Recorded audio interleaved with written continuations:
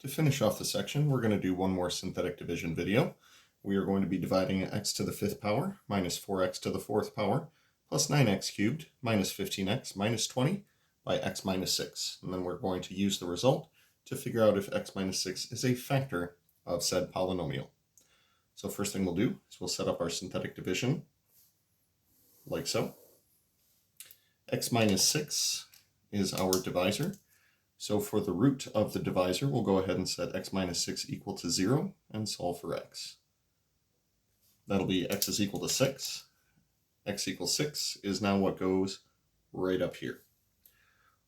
Right next to it, we'll be putting the coefficients of x to the 5th power, x to the 4th power, and continuing on in descending order until we get down to our constant term. Now with that in mind, despite the fact that we don't have an x squared written here, we're still going to make sure that the x squared is accounted for with a placeholder. Corresponding coefficients are 1x to the 5th power, minus 4x to the 4th power, plus 9x cubed. We'll put a 0x squared in here, minus 15x, and minus 20. Then we're ready to do the synthetic division thing. We start by pulling down the 1. And then we multiply 6 times 1 and write the result right up here. Here is 6 times 1. Write the result right here.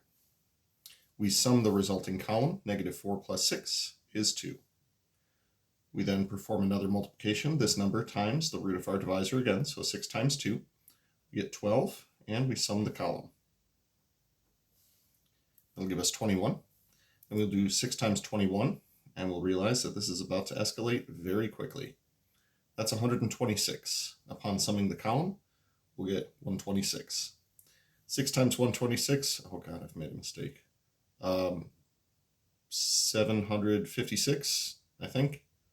Sum the column, and oh boy, 741. At this point, I would like to mention I'm definitely doing math in my head right now. Upon performing that multiplication of 741 times 6, we'll get 4,446. Now the real question becomes, when I add that to the negative 20 right above it, do I get 0? And, well, hopefully it's obvious to everybody else that the answer is no. If we wanted to give this a full interpretation, good lord, why do I do these things? This 4,426 would represent your remainder. This would be your constant term, the coefficient of x squared, coefficient of x cubed, and coefficient of x to the 4th. So to give this a full interpretation in DDQR form, our dividend was x to the 5th minus 4x to the 4th power plus 9x cubed minus 15x minus 20 is equal to. Second D is for divisor. We divided originally by x minus 6. Here's the interpretation that we can give to our quotient. That is 1x to the 4th power plus 2x cubed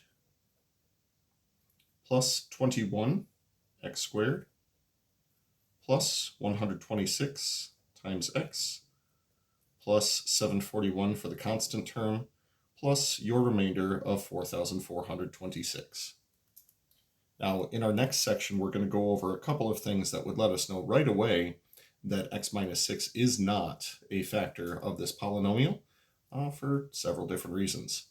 There's also something in here that says that because every single term that we got down here was positive, this positive number that we selected here is too large to have been a root. We would have to select something smaller if we wanted to get an actual root or factor out of this.